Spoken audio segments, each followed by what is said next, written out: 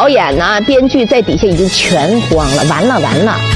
本山没拿包，你说怎么停？2006年，阔别春晚5年的宋丹丹与赵本山再度联手。然而演出刚一开始，赵本山就当着全国13亿观众的面犯了一个致命的错误，那就是道具没拿。刚开始上场时，两人都没有发现异常，宋丹丹照此表演。然而当赵本山吃完盒饭往包里塞的时候，却发现自己忘记拿包了。要知道，按照之前的排练，赵本山应该挎着包吃着盒饭上台，这样才体现出白云成名之后的膨胀。可赵本山光顾着吃盒饭了，把包的事儿完全抛到脑后了。如果包只是一个无关紧要的道具就算了，可后面有将近1分钟的演出都是围绕这个包展开的。这下不管是宋丹丹、赵本山，还是台下的导演、编剧，全部都慌了。倘若这个问题解决不了，那么所有人都脱不了干系。此时赵本山只能强压下心里的慌张，继续吃着盒饭。好在这时候主持人小崔上台了，趁着镜头转向小崔的时候，赵本山一个示意，赶紧下台拿包。其实我都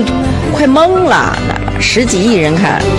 他下去取包去了，他非常坦然，还冲着我指了指。再翻看当年的演出画面，就会发现赵本山起身去取包的时候，宋丹丹也跟着起身，显然没料到赵本山这么做。不过两人毕竟参加了这么多届春晚，配合起来非常默契。时至今日，不少观众都觉得那是提前设计好的包袱。虽然说赵本山这次失误差点吓坏宋丹丹，但也被评为春晚最好的小品之一。而除了赵本山以外，范伟也在春晚中出现过好几次失误，只因一句失误，范伟从此退出春晚舞台。05年的时候，我上去就错了一句词儿，就是我觉得那个时候可能是我到了极限了，就是那种压力到了极限了。到最后，后来第2年就是06年开始，我就开始不上了，上不了了。2005年小品功夫演完，范伟就宣布从此不再上春晚，而央视后期也第一时间删除了他失误的片段。那天晚上究竟发生了什么？因为春晚直播压力太大，范伟一开口说话就将借你一双慧眼吧说成了借你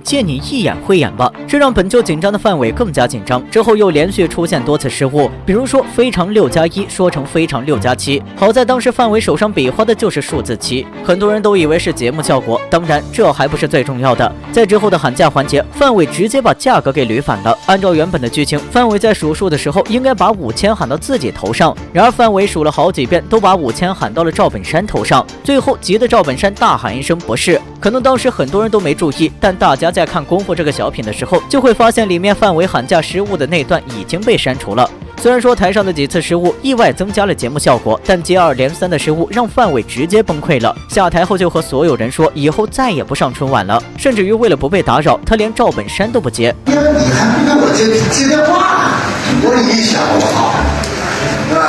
小样。而范伟之所以如此决绝，还与上一年的卖拐有关。当年演出超时，导演就想把严学晶和潘长江的小品3号楼长拿掉，赵本山看着不忍心，就和高秀敏商量从自己节目里省出一点时间，所以范伟将本应该骑2圈的自行车改为骑1圈。因为太过压缩演出时间，范伟的整个演出节奏都是乱的。虽然说那场小品完美表演了下来，但也给范伟留下了很深的阴影。所以2005年春晚时，范伟才会那么紧张。赵本山为何如此嘲讽郭德纲？你都上央视春晚了，哎，对，我老搁，